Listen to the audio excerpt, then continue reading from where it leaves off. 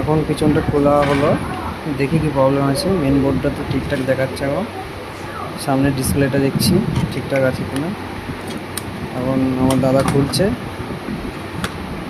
খোলা হয়ে গেছে, এবার বার করলো ওটা।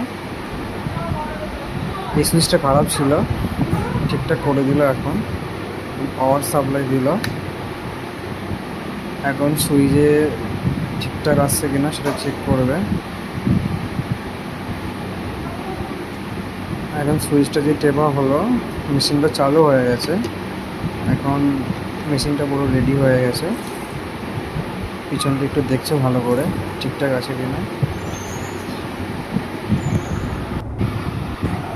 পিছনটা ঠিকঠাক আছে, মেশিন পুরো রেডি হয়ে গেছে। আমার পিছনে একটা পড়ানো লাগিয়ে দেওয়া হয়েছে, এই মেশিনটাকে পিছিয়ে দেওয়া হবে।